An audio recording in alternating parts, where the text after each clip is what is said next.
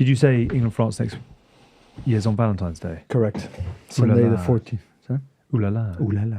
I think it's fascinating. The fixtures have dropped already. I know we haven't yet finished this year's tournament, but it's amazing how quickly you start going, oh, actually some properly tasty ones next year, World Cup year.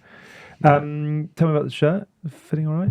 Feeling good in it? Cool. What's the reaction been in France to the shirt? Loves it. Everybody loves it. Do we think that means England will play in dark blue? You can't play white and light blue, can you? Well, Wow. For the colourblind. You're wearing white and light blue. Yeah, but I'm not necessarily going to the heat of battle with a Six Nations title up for grabs. Shall we fire into it then? Tins, you happy? Yep. John, you got your line? 3, 2, 1. Hello, Dream Team. Welcome along to this week's episode of The Good, the Bad and the Rugby, proudly sponsored, as always, by our fantastic partners at Continental Tyres. Continental Tyres are sponsors of the Continental Tyres Schools Cup, driving the next generation from the ground up. Congratulations to Northampton School for Boys and Epsom College, who have made it through to the Under-18 Cup final on Thursday, the 19th of March at Allianz Twickenham. The whole finals day will be streamed live on England Rugby and GBR's YouTube channel, and we will be there. We will. Can't wait. Please get in touch in the comments section and make sure you are subscribed wherever you get your podcasts, and contact us at info@goodbyerugby.com. Welcome, Jonny. Welcome, Michael. Welcome, Ben Kayser. Sort of feels, as we record this on a Monday, that we could all do with a stiff drink off the back of a remarkable weekend. And we've had a lot of chats with producer Tom about where do you start in unpicking what some are saying is the greatest weekend the Six Nations ever had in terms of upsets and colour and razzmatazz. And yet at the same time, the fires are burning, particularly around English rugby right now. Before we get into deep dives on games and data and analytics, Ben, I'm going to come to you first of all. Give us a bit of poetry and romance and a general overview of what last weekend was as a French fan, as a sports fan, as a rugby fan, just as someone living a good life right now. I'll put the French fan on the side. A wonderful weekend in Edinburgh, a sunny Edinburgh. I was lucky enough to go with my wife Andra, and we traveled there, and we had a beautiful time. It was absolutely rammed with French people. On a side note, you live in France, have you ever seen a beret in France? Like, did you see people walking around supermarkets wearing berets? I'm not really. No. They put them in the suitcases when it's about going Six Nations, going taking away. the stereotype on the road. Absolutely, and then the baguettes are in their armpits, and then garlic necklaces and stuff like that. And that's what was flying around Edinburgh everywhere. But genuinely, I've rarely been this excited about a game. I was disappointed by the outcome, but I wasn't disappointed about the intensity and just the general day of it. And the tension was feelable, touchable. Every time you cross somebody, I just feel that we might be able to do it. Yeah, okay. Yeah. But then still the French are coming to town. And obviously, I was super hyped for it. So in the end, it was an incredible weekend. Felt really privileged to be so close to all the action and to be there. But also then, if you're a bit more analytical, we got absolutely wiped the floor with. I was so impressed with the Scottish performance because it was so ballsy. They had to throw everything at it. They had to take maximum risk. It could have definitely backfired, like many times. And it all started from kickoff, and nobody wants to kick it to touch. And there's like a 4-minute sequence, and all of a sudden they managed to get one little knock on by Thomas Ramos, and it's rare enough to be mentioned. And that was one win, and the crowd started going, and you could tell they had a belief about them that I think is quite impressive, quite touching almost, because rugby is tough enough, and whenever things go your way, when everybody believes, when you got the skill to back it, and everybody's on the same wavelength, then it becomes beautiful. It was a thing of beauty. So I was so impressed by the way that they took the challenge by the horns, and they really destroyed us. They made France look pretty average from time to time. Then we made some uncharacteristics mistakes for sure, but rugby's hard enough. When you got somebody squeezing the air out of your throat, it's even harder. And I think that's what it was. We couldn't take any good decisions, and so I was there going, fair play, honestly, fair play, because to dismantle us this way, it takes a big team. And now the only positive note out of this whole thing, other than having been displayed such an incredible performance, is that France managed to get their fingers out and get that bonus point that really keeps us alive. So we're still ahead of the table. I think people are getting slightly ahead of themselves. Of look, it's for Scotland to win. They have to go to Dublin. That's a proper mountain in front of them. And obviously we have England to deal with, which will be not an easy task, but it will be at home and it's still in our hands. What is brilliant though is that in the blink of an eye, we have gone from a French procession to a Grand Slam to a photo finish on the final day. Great. I think we've talked over numerous years about how good and the quality of the Six Nations has been over the last 4 or 5 years. Yeah. This one has been, I think, the biggest roller coaster emotionally. Yeah. I think I agree. It's just been up and down, like you having to defend your team. You don't think they've played that bad, but then Ireland have pumped England, and you really are. You're rooting for Italy, and then obviously now they're doing really great, and then you want Wales to be successful, and they're showing that they're coming back to life in certain areas. I think it's been a real. Not just the standard of the rugby, but then the emotional roller coaster of the highs and lows of where the Six Nations can take you. I mean, it's you can see that's what's being reported, and then what people think. Different fans in different teams. Scotland is diabolical at the start, and let's say they go and win for the first time in 20 years or whatever it is in Ireland. Never won at the Aviva. Only won at Croatia. Yeah, you'll go. How have they not won a Grand Slam and lost to Italy at the start? It's just been sort of amazing. So when you take a step back from that, and we all love sport, and you've been to the Super Bowl and tennis and Premier League is incredible, are we seeing the Six Nations? And rugby's had a tough old time of it, not just in terms of the finances and health, etc., but actually the product on the pitch. We've done a lot of grumbling about TMO stepping in and the play not being what it could be. Are we seeing a proper wind in the sails of the Six Nations as a tournament going up the kind of entertainment ladder in terms of sporting products? Yeah, I think there's, like you mentioned, TMO and bits and bobs like that. I think there's still some room for improvement there. But in terms of the quality of the play and the drama and the controversy and the entertainment, like Tins has said, it's been crazy. I feel tired today. Can we get your coffee? I think it's a little bit to do with England loss, and that I do feel a bit flat. I do. It's emotionally got us. Yeah. It's got everybody emotional, feeling it and living it, and that is what sport should do. So it's been a great tournament in terms of that. If I double up on that, I think we've got quite a unique bit. Maybe it's because there's so many of us on the pitch and 15 of us. Rugby's got this unique ability to really describe it, but tangibly describe. When you really want to put your heart into something, you're capable of achieving absolutely anything.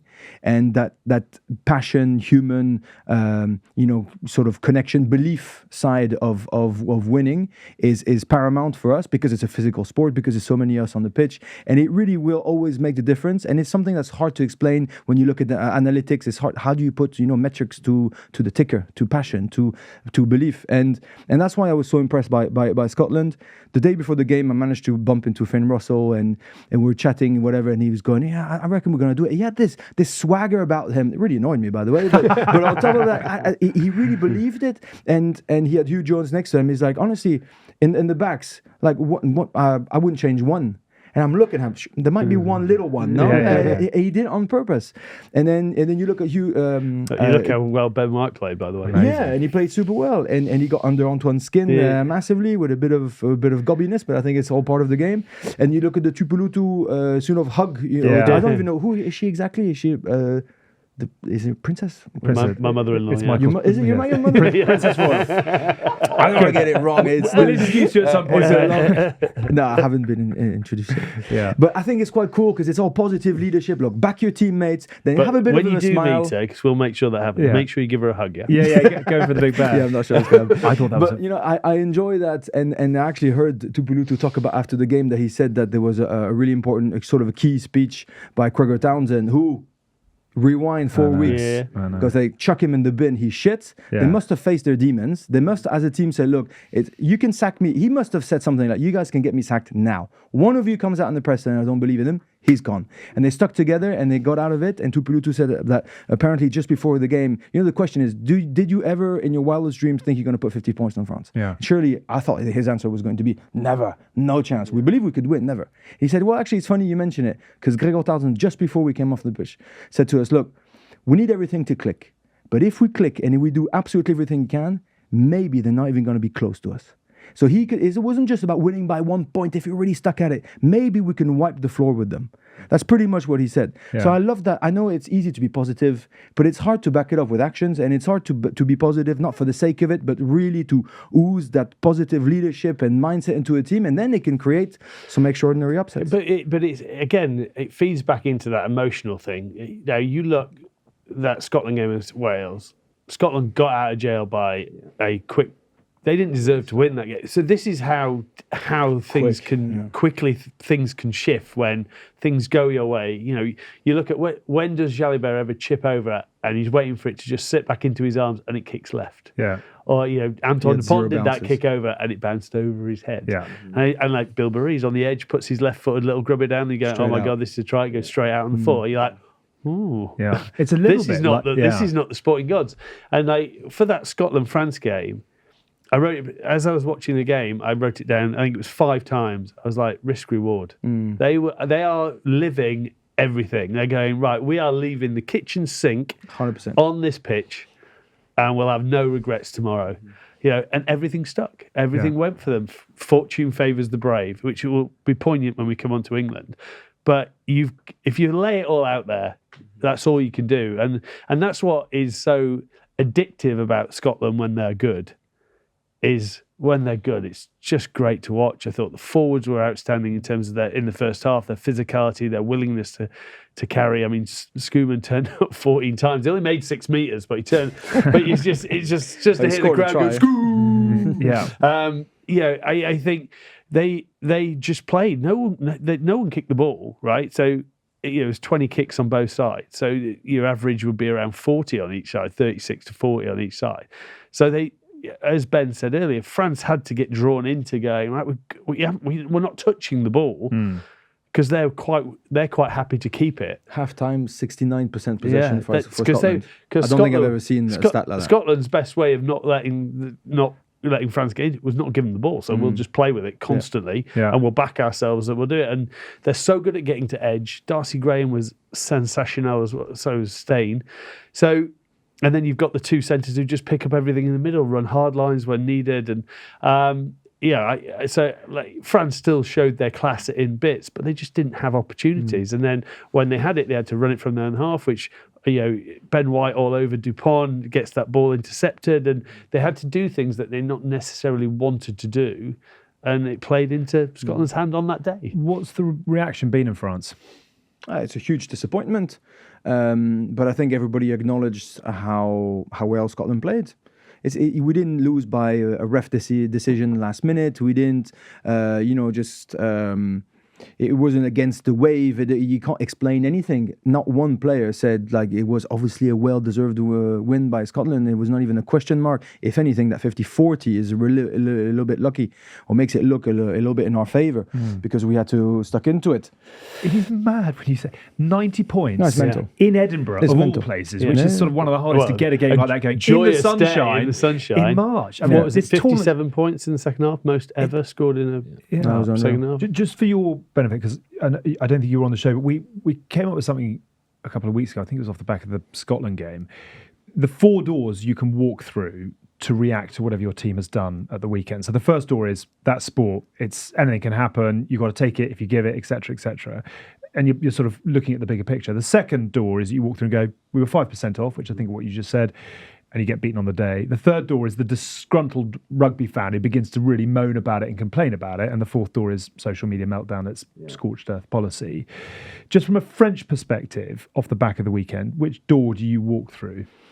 I think probably the second one, saying they were just off it, but it's easy to say they were just off it. That means that Scotland didn't have to do. I think they became off it because Scotland forced them to be off it whilst the game was happening. I actually don't think they could have, in their wildest dreams, preempt that full-on, would you say, throw the sink in? Kitchen sink, the kitchen sink in type of strategy from them. I thought, yes, they're going to chuck the ball around, but that much, with that element of risk, for that long, I didn't think they could prepare themselves for that.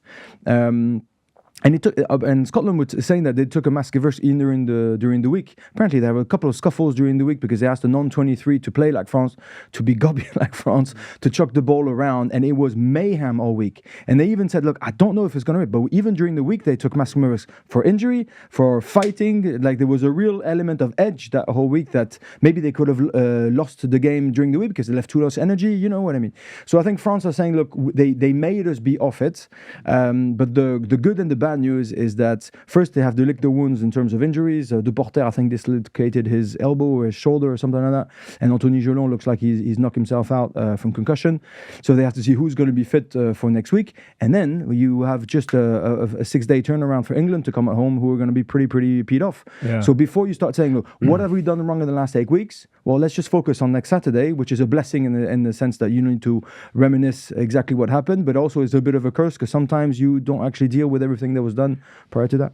Well done, Scotland. Yeah, I mean, it's just a fabulous story. I did love the picture as well of Tuipulotu. She's got a great sense of humour. So she knew it was quite funny. She'd gone for the bear actually. Yeah. If they get the title next week, you might get a hug. Yes. Can you make that happen? That'd be brilliant. That would be brilliant. Okay, make that happen. I think it is a rock bottom moment. I really do hope the boys stick together this week, and I'm sure they will. Our only way of getting back at it is taking maximum risk altogether. If you're gonna get punished. So be it. But at least we do it all together. Steve is a brilliant coach. He is at his best when coaching. He is not necessarily a natural statesman. Fans view a game on emotion only. I just don't see in the 3 games how you throw the stones at Steve. How wonderful would it be if Scotland do win in Dublin for everyone north of the border to have to spend 4 hours cheering for England? A quick time out just to let you know that we are running a GBR audience survey. Tell us whatever it is that you need to get off your chest, and if you fill it out via the link in the episode description, you'll be in with a chance of winning 2 tickets to the Gallagher Prem Cup final. Let's move it on to events in Rome. 4 doors, that sport, 5% off, disgruntled rugby fan or social media meltdown. There is a lot of traffic going through doors 3 and 4 at the moment, both on social media, on other pods, in the papers. Mm-hmm. John, choose your door wisely. No, I think it is a rock bottom moment. Rugby has that ability just to chop anybody's legs off at any point and can smack you back down to earth, and that is what's happened.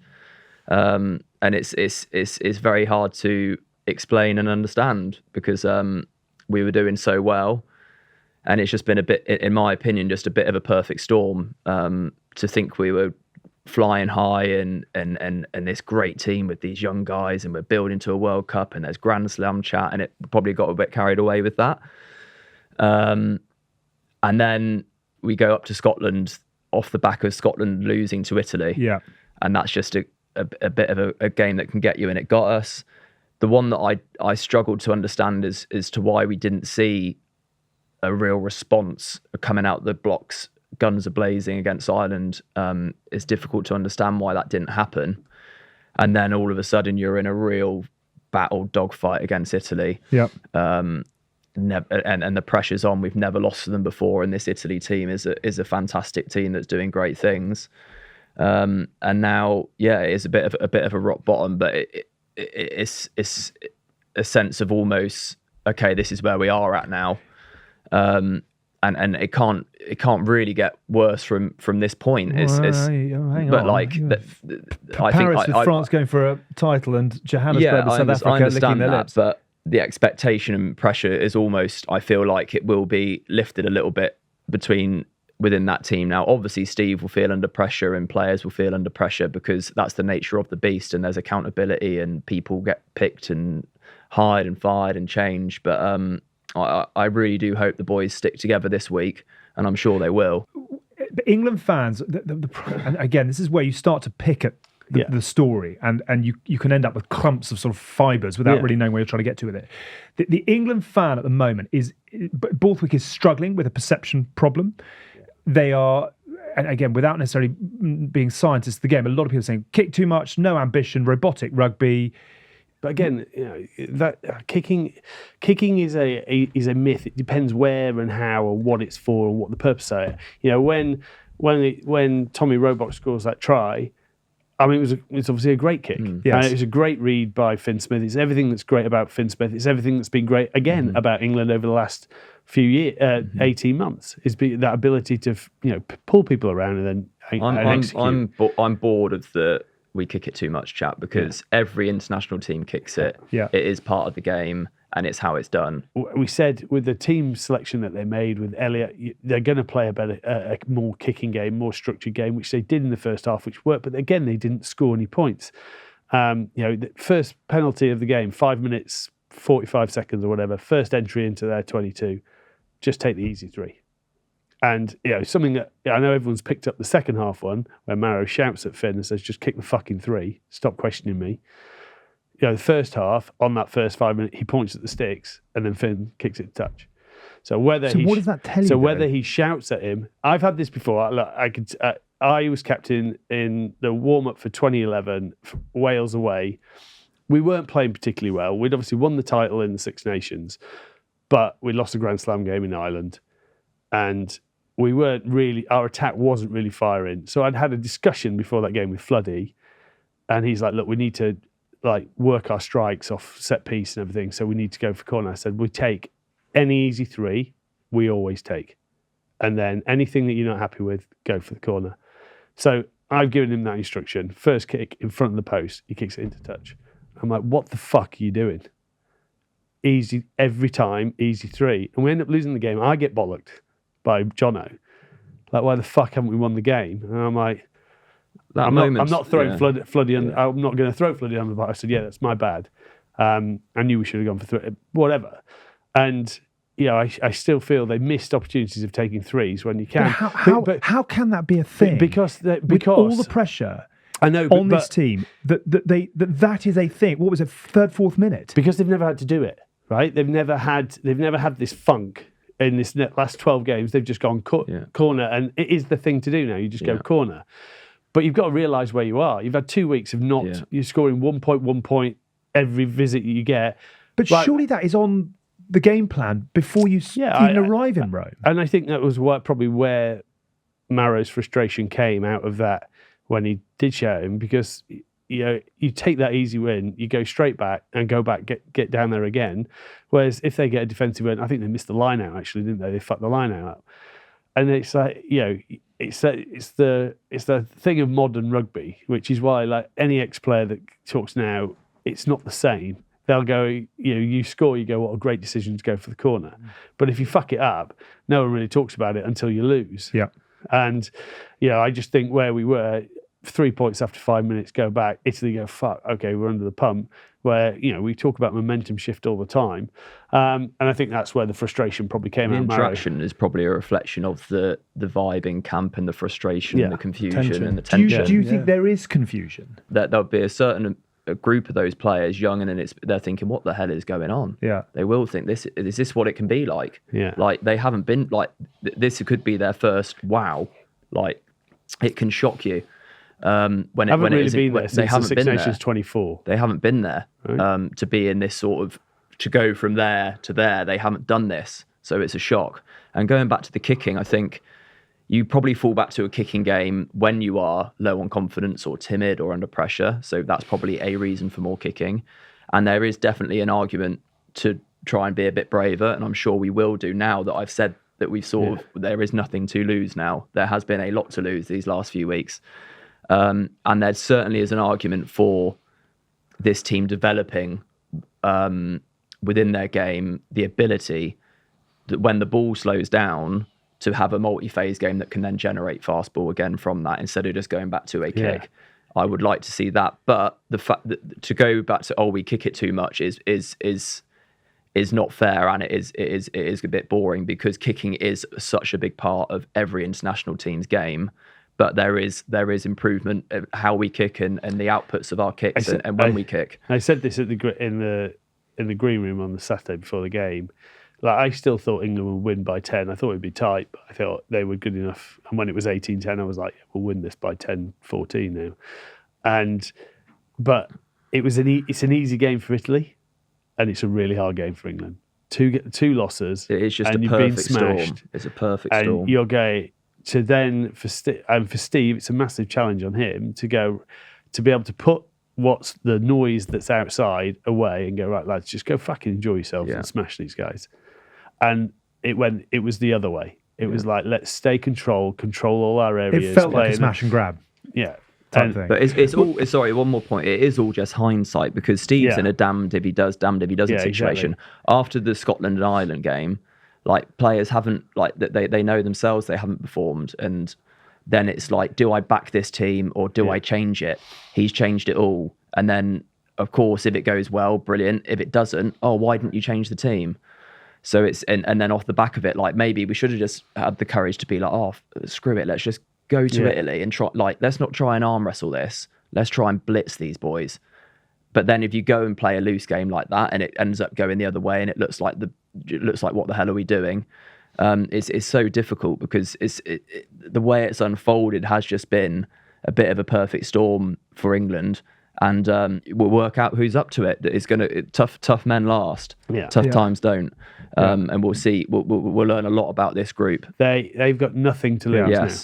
So and that's what I'm excited this for. Week should be enjoy yourselves. Yes. Make sure we've got so much energy in the tank. Watch the fucking Scotland game. Like big thing for England moving forward. They don't offload, so they don't. That's the sort of risk that they don't take. Whereas Scotland took every sort of risk. It could go disastrously wrong, right? Yeah. But if you don't try it, you never know. And I think they can't win it would take an absolute miracle for them to finish last. But also a bit of a miracle for them to finish fourth. Yeah, but go out swinging. Yeah. Right? Like, fuck it. Like, go show everyone that you care and you are a great team that is creative and you're going to take on the might of what France is at the moment. Yeah. I say this game now becomes the perfect one for us. Same reason for France. They're on the back of us suddenly. They're on the loss. Under a bit of pressure. We've got no pressure now. Yeah. Let's just go have fun. Yeah, I'm not sure there's no pressure. I think there's a lot of noise. Yeah, no, there's noise, but it's a big challenge for Steve. I think it's a shift in like the challenges that we had and the pressure that we're under. There is this sort of, like I said, you hit this place now, and then all you can do is look in and think, do you know what?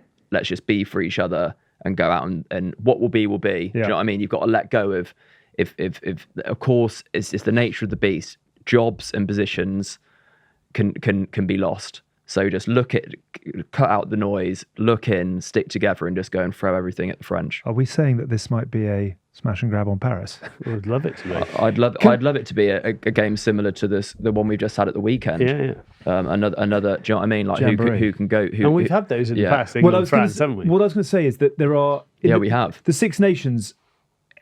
So many teams have been a stone in the shoe of England over the years. They love, and you just see Scotland. Love it. Find the emotion, talk about the history, game on type thing. I think the only one where England can go and be the stone in the shoe of another team is the French. And we've seen it 91 quarter-final. We've seen it 2007 World Cup. It's whenever I've been an underdog with England, I think Ireland away, 2019 opener, Six Nations, we win that one. New Zealand in the semi-final. South Africa in the semi-final. I know we didn't win that one, but it's very, very rare that England go into a game as underdogs. Written off, and we do respond well. Can I ask you, and dare I say, you had some quite funky times in a French environment where the world was sort of, you're holding the ceiling up type thing. What do you see when you look at England now? I see a team that's trying not to lose rather than to win a game, and that's pretty much what happened against Italy. I think to go back to the whole, I understand why. I don't want to pinpoint on two blokes. It's not about Finn Smith, Maro, Itoje relationship. I think it's two blokes who are generally trying to take the best decision possible for their team to win, not necessarily for their own personal accomplishment, but really because they want England to win for sure. But there's two ways of doing it. I think what we need to learn from those who did it really well against France, which is Scotland, is they absolutely risked it all together. And I think that's the only way that England can get out of it. And it's not necessarily, look, if we lose, then maybe it will cost us our head coach head. But it's our only way of getting back at it is taking maximum risk altogether. And it's not just play. I don't think they can play the same game that Scotland did.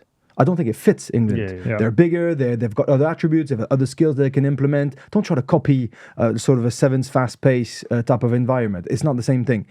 I love Finn Smith. I think he's brilliant. He doesn't have the attacking ability of Finn Russell. It's different players. But it doesn't mean that there's not other things. But just go full tilt at it and don't play with a little bit of that buffer where you restrain yourself, a little bit of that handbrake type of mentality, because you don't want to potentially get punished. If you're going to get punished, so be it. But at least we do it all together. So I think the only way that England can do it is really to like Jonny said that towards the end, acknowledge the fact, the pure analytical reality of maybe next week our international rugby career will be over. Yeah. Okay? We can all get chucked in the bin. Even 100%. Maro, even Genji, even the good boys who I think should play for England, but maybe next week they will not be here anymore. And maybe Steve Borthwick should also, and I don't know him personally, but I think it's the type of mentality he would feel onto the team. It's like, it's not about me.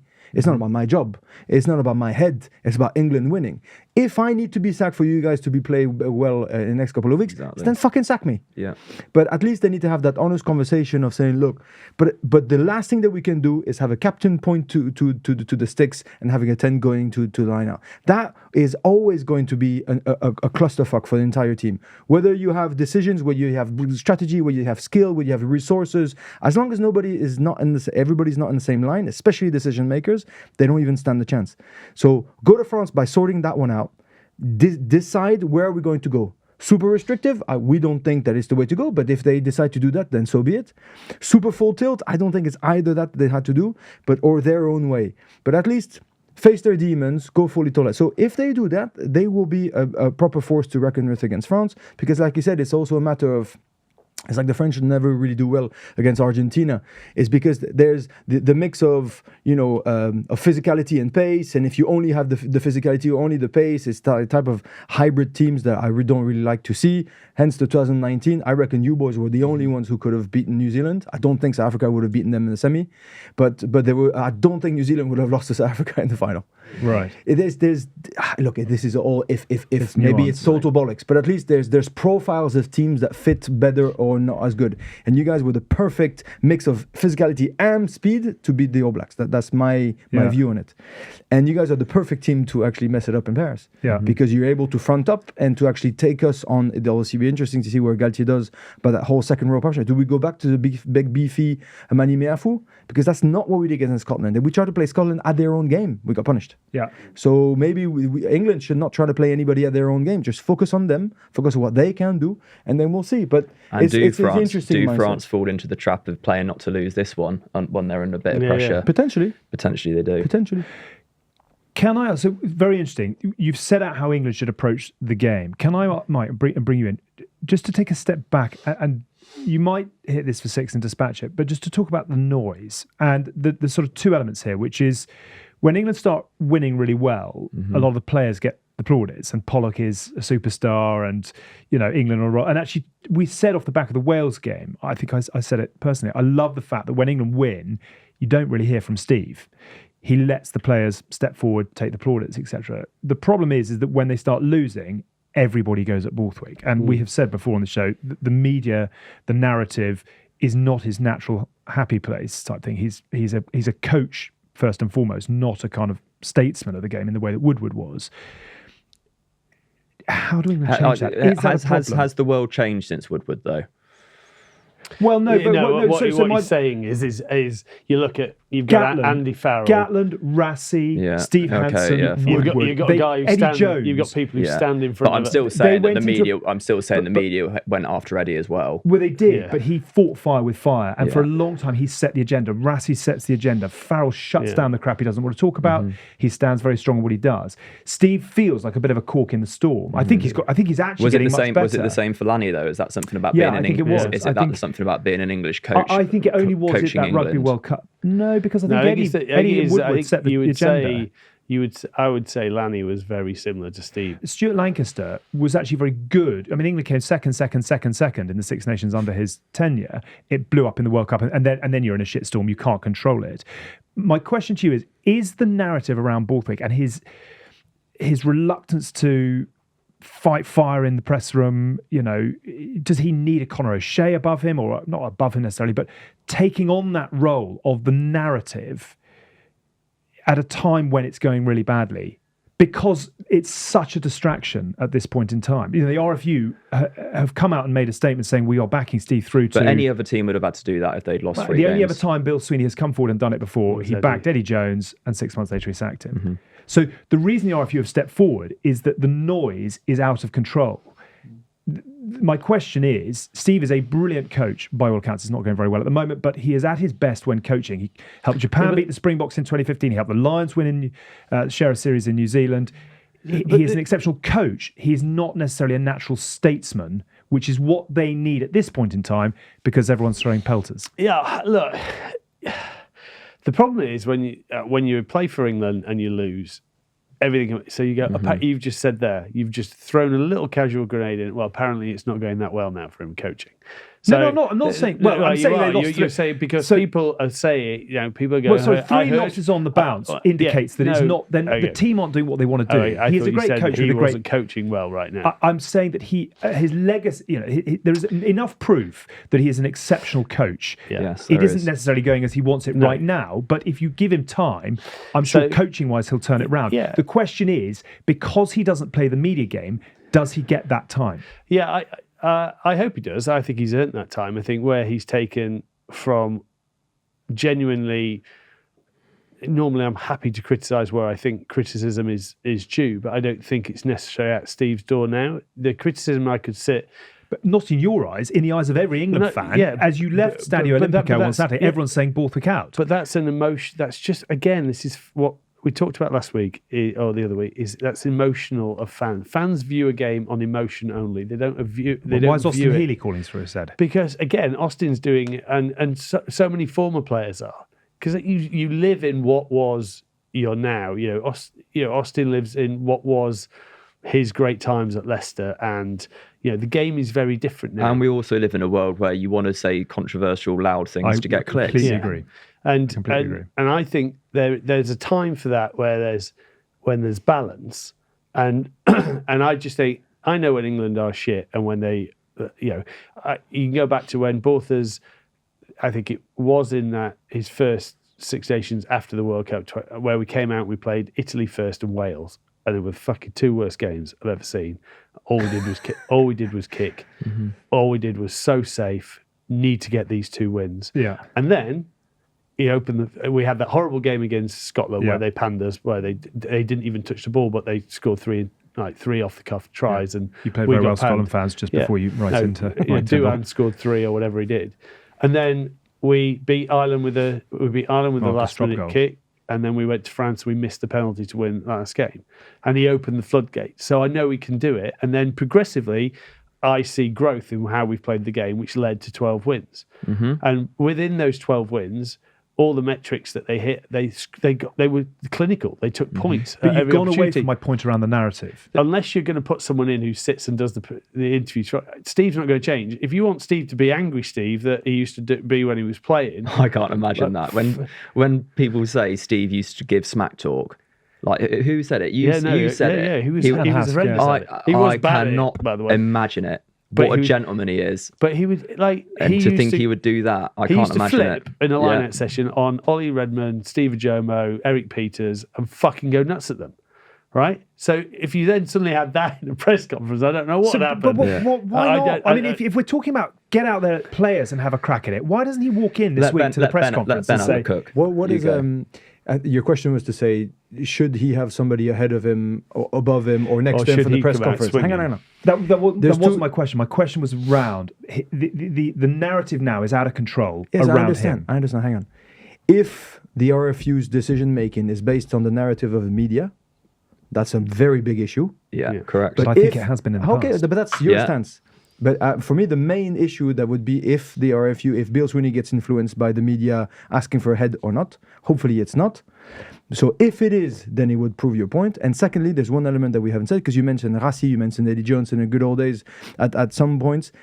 Does the media presence of a head coach, his fiery side, does that influence refereeing?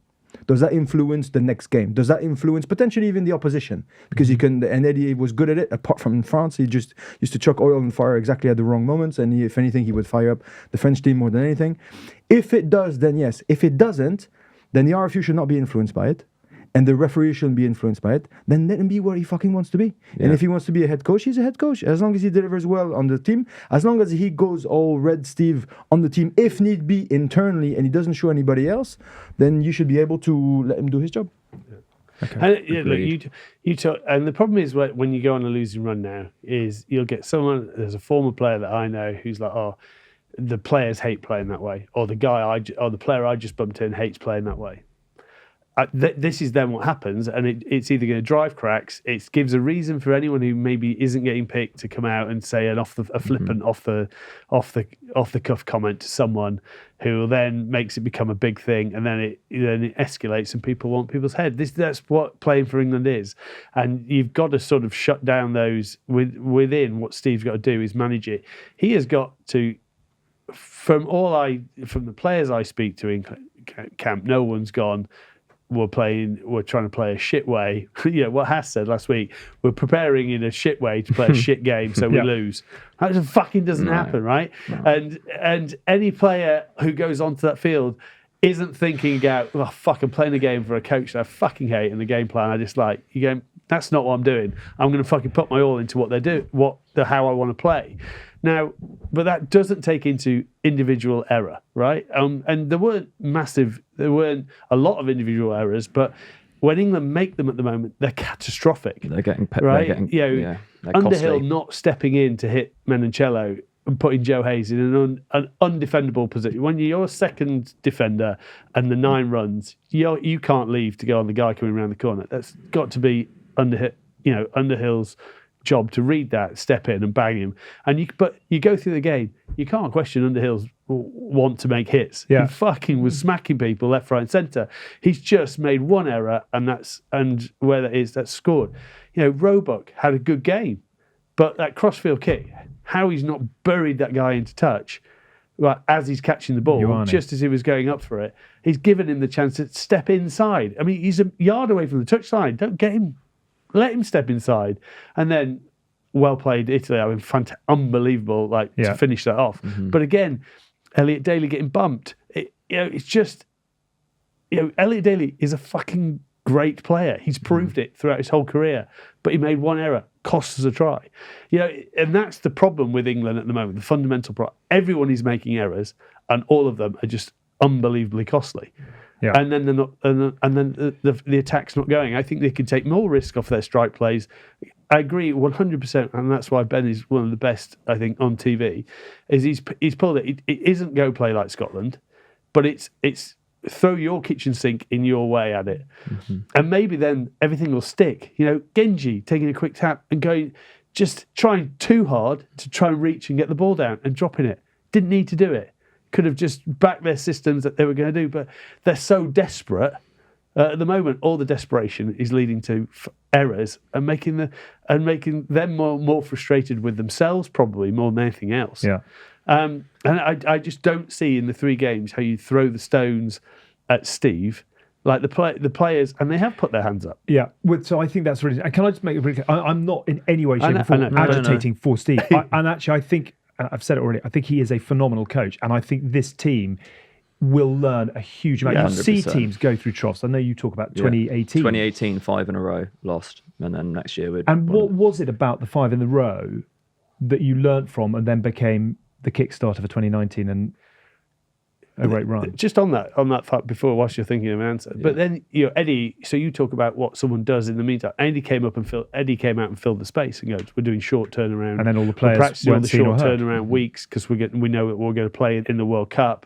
And then he took the pressure off the players because then everyone, why are you doing that in the Six Nations? Six Nations are important to win. And then they went and played the way they did in 2019. But which is great. I think the players are trying really hard to own it. Maro has said it's on us. Jamie George last week on our podcast said it would be madness to make a change at this point. My question is whether those comments are actually cutting through with the rugby public, who don't seem to be listening to what the players are saying. But the rugby public shouldn't be able to decide. Yeah.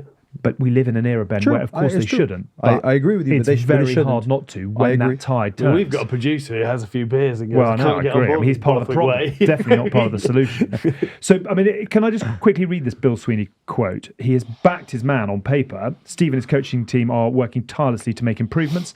We remain fully committed to supporting them and the players as they face France this weekend and then look ahead to the Nations Championship. Is that we back Steve regardless, or is that ambiguity? I think that statement is more off the back of this. The last time they made a statement before Eddie, Well, he was gone 6 months where later. where they went fully to town and then he was gone 6 months later. So I think it's very measured what they've said, and I think I do agree with you. It's probably to try and Stem the tide. stem a little bit of but you just can't do it, right? You know, whether you've got Dorse coming out and going, there's no way any England team should lose from 18-10, or, you know, there's Austin going, you know, the style that they play is so shit.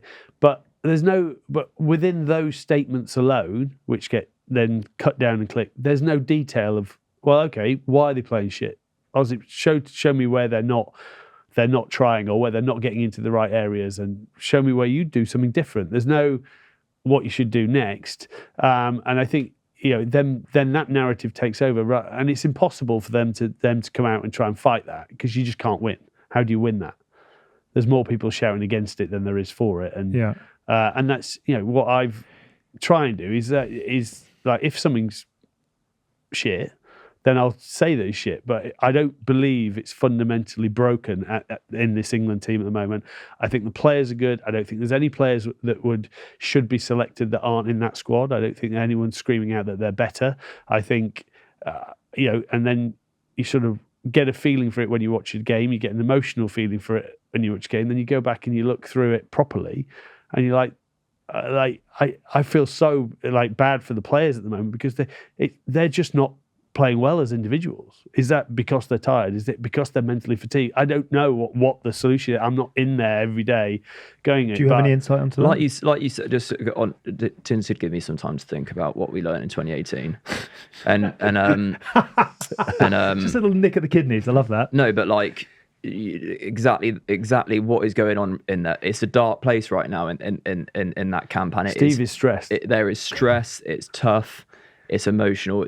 But like, these are the times where you just keep your head down, work, you train hard, you get your head down, you focus on your team, you zoom in, you don't look out, and you just work your way through it. Like, what did we do much different? Nothing really. We just stuck at it.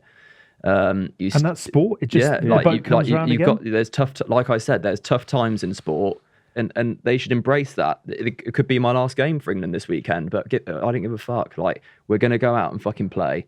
And when you accept that and you get your head down, you work, you come together, like, it's a storm in a teacup.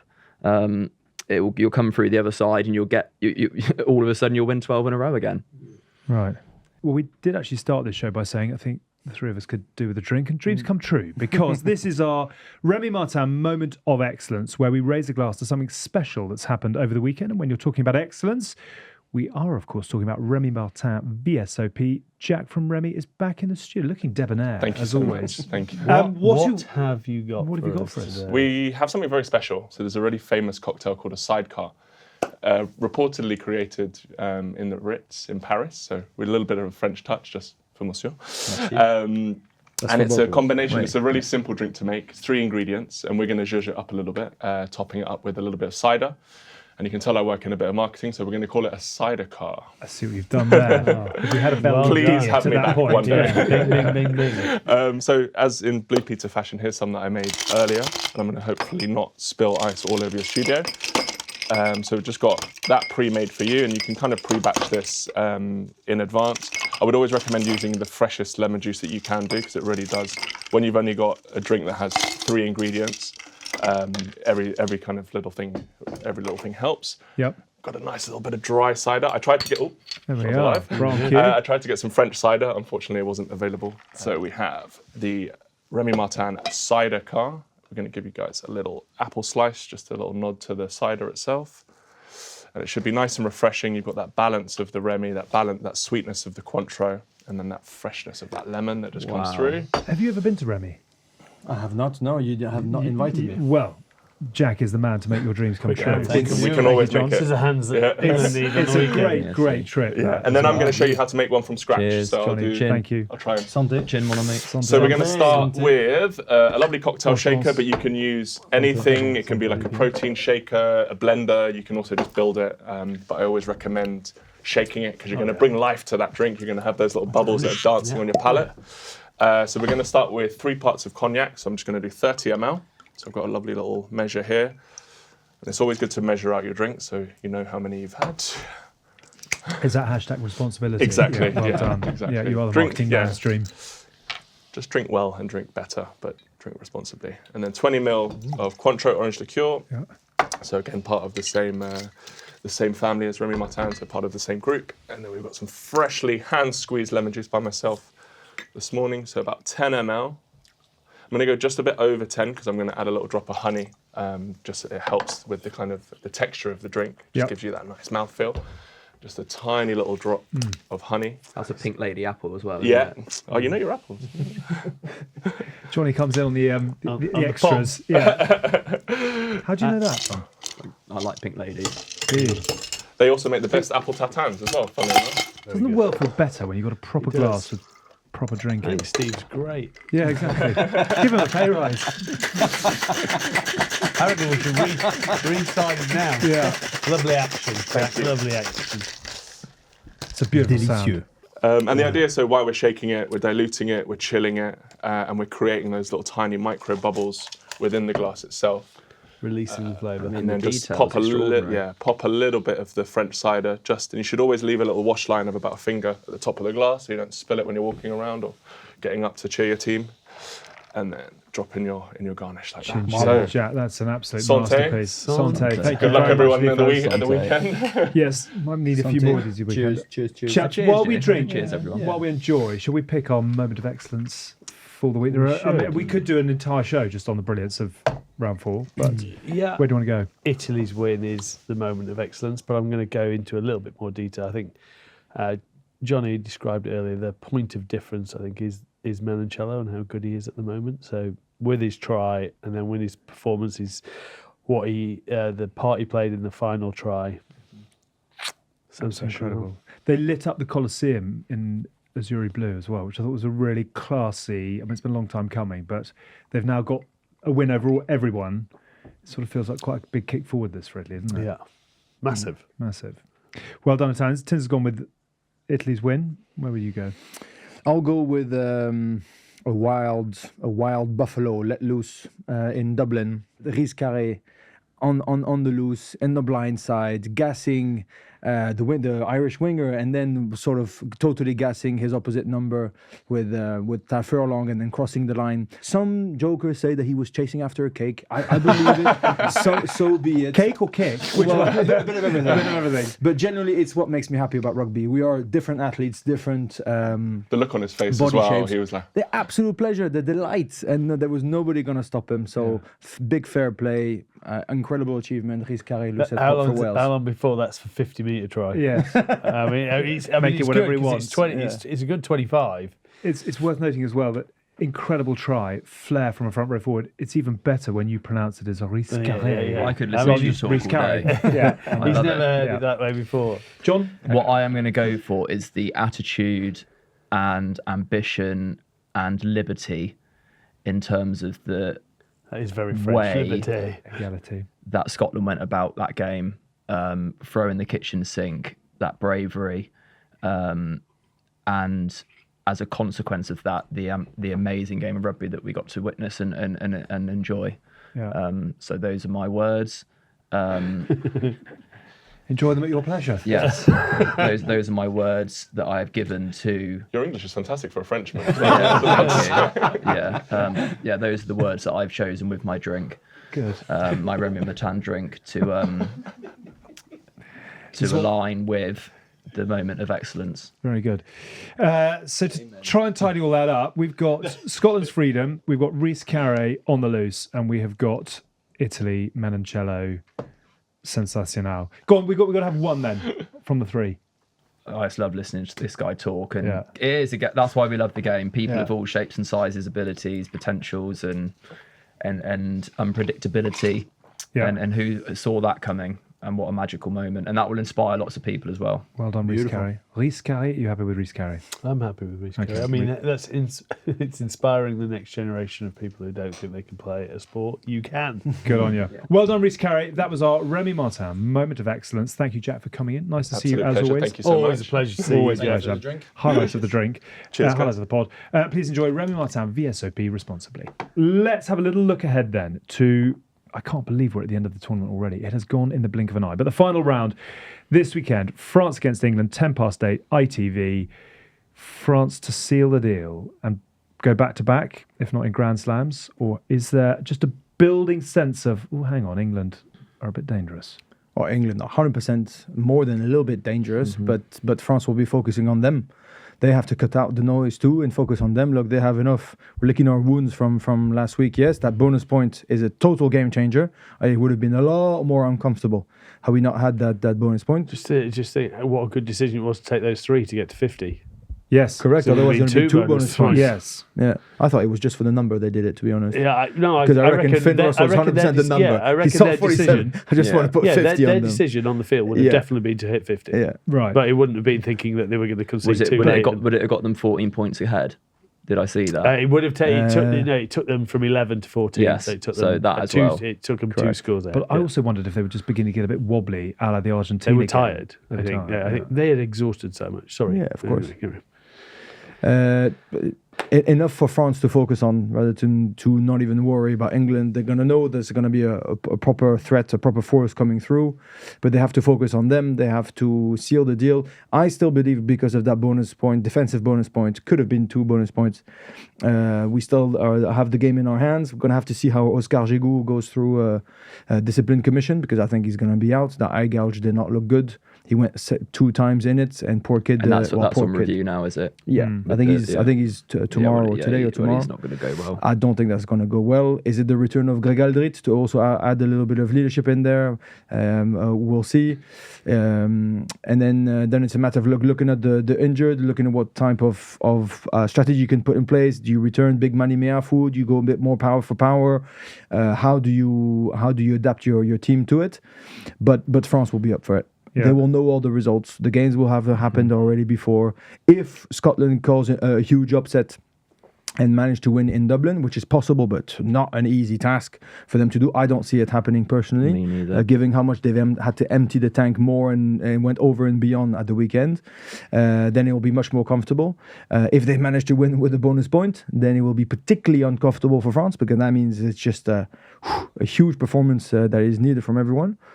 So we'll see. But I think let France lick their wounds, focus on a new strategy, focus on them, but they know that there's a big storm coming and they know that it's going to need a big performance from them Saturday night. Okay. You're both backing Ireland to beat Scotland, are you? Yes. Yeah. Are you? Interesting. Even with wind in the sails, tails up, sunshine on their backs, Yeah. and a shot at the title? I mean, I've sort of dug myself into a hole with Ireland again, so I'm going to Scotland. The man Why is not? not for turning. Yeah, why not? I think again, I think there is a question: can Scotland do that again? And they have proved that not always can they go back to back on performances to that level.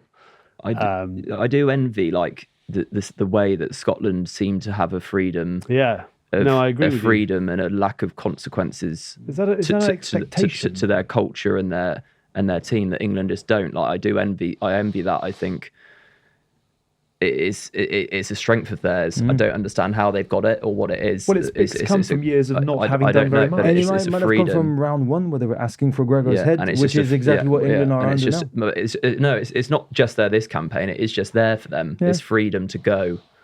And I'd love to. I'm sure we're going to see it this weekend. I think sometimes it's also what leads them to not be able Yeah. to back-to-back Yeah. it, because it's sometimes the ball doesn't fall in your favour, Yeah. and you don't have a game like France where everything sort of Well, lands. they haven't won major things, have Yeah. they? But they have this ability to play with this freedom and play some outstanding rugby. I think Finn at 10 helps with that, doesn't Yeah, he? He's an incredible player. I think there was a lot of time where they were trying to fight what Finn is, And now I don't feel that they fight what Finn is, but sometimes you have to take the good with the bad with it, and that sometimes works in Finn's their come favour. quite a long way as a player. I think he's I come a wouldn't say long there way. is good with bad with him anymore. He's a world class player. Yeah. He's a fantastic player.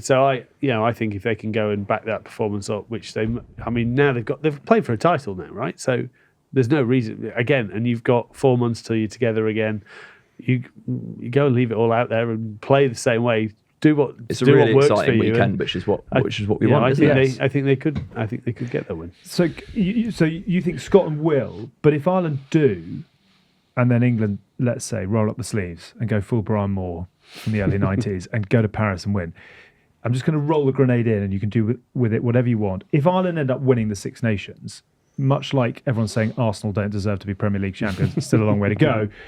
Would they be the least deserving Six Nations winners? I like what you're doing here. Just tee me up. I just dug you a little hole, Mike. Walk past it or jump in. Because you've still got to take the opportunities that are put in front of you, and they have done that. And whoever wins this Six Nations will be the rightful winner. Yeah, well nice, said, John. And then Wales against they will Italy. have answered all their critics. Put it that That's way. very true. Of which you are one. Which I so was. you will doff your cap and say, "Well done, Ireland." Yes. Good. Well done, you. How very big. Wales against Italy. How big a challenge is this resurgent Wales to Italy winning 3 games for the first time? Again, we talk about emotion and momentum and pressure, and it's very difficult to back things up sometimes. Italy then going all of a sudden, they're very, very used to being the underdogs and thrive under that. The pressure's on them and the expectations on them, and it's a game that Wales are very much going to be looking forward to. And it's going to be a tough game for Italy, and I could really see Wales winning this one. Really? Do you subscribe to that, or do you think this Italian side are... I love what Italy are doing at the moment. Yeah. I think it was a huge moment when Sergio Parise said that, it's the best Italian team we've ever had. There's really a change of guard. And you saw the Gonzalo Canale and Martin Castrogiovanni and Sergio Parise. They were all there that game. It looked like an unbelievable achievement. Can they back it up in terms of emotional drain? I mean, they emptied everything they had to empty. You mentioned how England messed up, but they had to go and win it. Mm-hmm. And they were emotionally charged like never before. Fair play to them. I think they're brilliant. I actually played in Stade Français with Gonzalo Quesada. He's a really lovely bloke who's done really well in coaching and took this Stade Français team to a different level, and now he's doing it really well on the international stage. And there's a new generation of players that now really are standing toe-to-toe with everyone. So I can't get enough of them. They're not one-dimensional anymore. They're really what I thoroughly enjoy about rugby. Can they back it up? I don't know. Are they better than Wales 10 times out of 10 games consecutively? Absolutely. Yes. But can Wales also them? I mean, the emotional drain. I think they had to empty the tank and do everything they could at the weekend. So I have a feeling it's not going to be that one-sided. I think I have a feeling it's going to be a lot more balanced than we think. I think in the end, Italy have done their job, and Wales are desperate for it. Yeah. So I think that's what swings it. They have there's unsettled, unfinished craving and desire from Wales just to get one over the line. 100%. What an astonishing progress chart that would be for Wales. Yeah, look, I think Wales, their uncoachables are great at the moment. Their effort to fight for each other at the moment is Alex Mann, 32 tackles. Is unbelievable. And I think how do you recover from that? If you take that into a game, you play flanker, John. You tell us. 32 tackles. You could sit in an ice bar for a week and still be sore. So I think if they turn up with that, I think it will be a close game. I just think Italy for so long were just lacking a couple of components. And I don't think they're lacking that anymore. Yeah. I think their set it's brilliant. I think their set piece is world class now. Yeah. I think their back line lives free and is world class. Also, Menoncello is a world class. He was force. the point of difference at the weekend. Yeah. And Breck sweeps up everything else. And plus, you've got a back three that, I thought Pani had one of his. Not his best game on the weekend, but he's been class in the rest of it. I think you've got Marin on the bench who comes off. Yeah, and then I thought the Canoni boys were outstanding, literally outstanding. Rooster came on and played well. So you've got now a 23 it's developed. And look, I think Wales will still fancy they could upset it, but I do feel that this Italian team is in a better place at the moment. Can they back it up? Will be the question. We called that they might get 3 wins.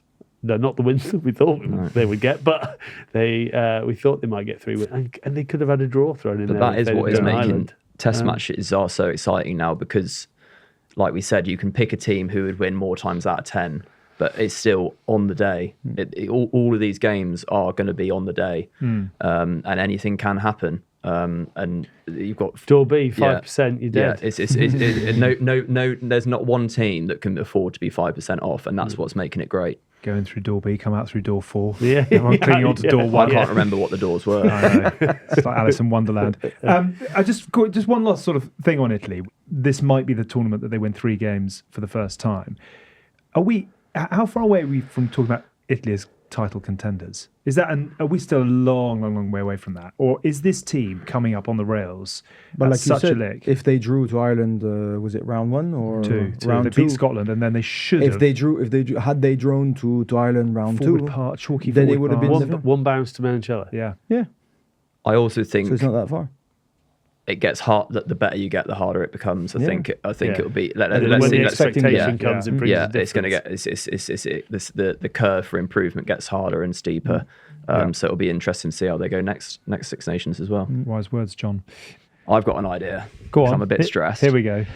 Should I sign off with a bit of French and see how Ben thinks I go? Yeah. For the match at the weekend. Are you going to do your team talk for England in French? Sort of a bit of that, yeah. Yeah. So, okay, attends. Attends. Je pense que pour le match Angleterre-Français cet week-end, c'est très très dur match pour Angleterre. Je sais Français équipe avoir déception depuis le match contre Écosse dernière semaine. Donc j'ai entendu Français jouer le mieux match, mais je m'en bats le couille parce que l'opportunity, le challenge est énorme. C'est énorme. Et je suis très excité pour mon Angleterre Foires. Je suis très excité parce que nous avons rien à perdre. Nous attends. Un moment, s'il vous plaît. Non. Nous avons rien à perdre. It's a très très bien opportunity. Okay, donc let me think. I'm getting there. You are. Mon message pour mon Angleterre Foires est soyez courageux.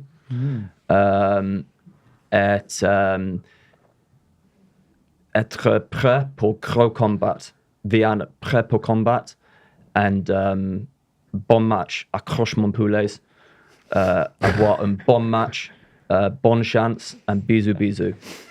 I think that's quite lovely. Sorry for the Can kiss we clip that for Rugby Confidential? We should clip that up for Rugby Confidential. Très bien, Jean. Bravo. Okay, ça va, Moyen?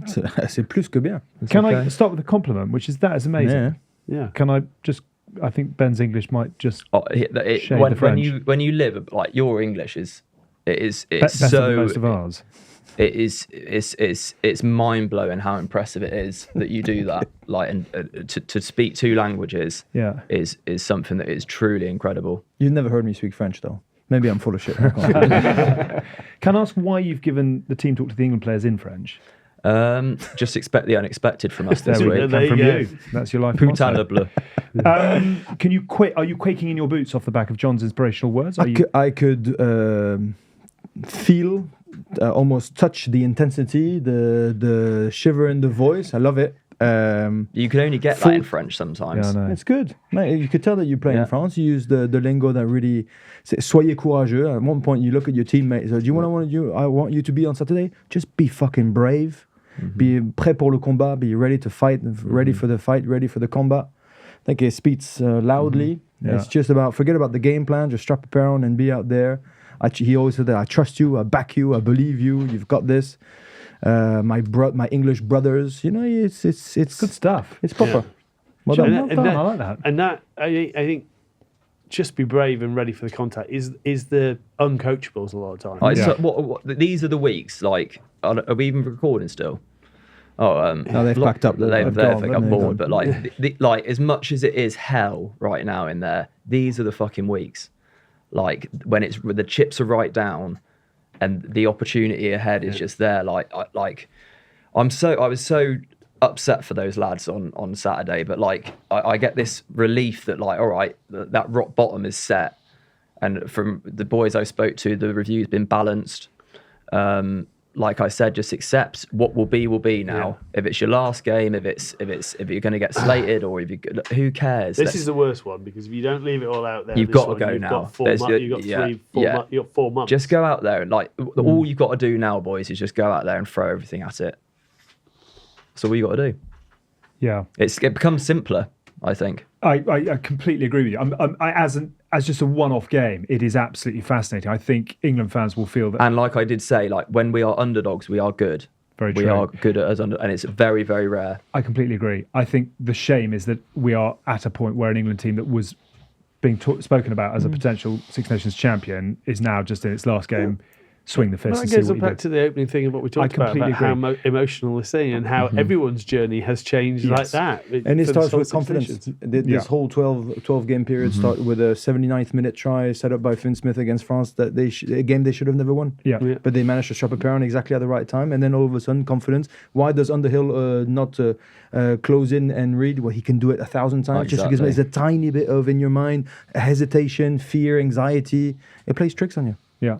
Just before we finish up, and we have had a lot of fun over the course of the last few weeks, one piece of news that brings everything into perspective, which is the very sad passing of Matt Salter, the former Bristol captain. You would have played against him many played times with him. With him. I was with him 4 months ago. He's at Clifton School with Gruey, so I went round to look round there for Mia and had a good chat with him. So I found out Saturday morning.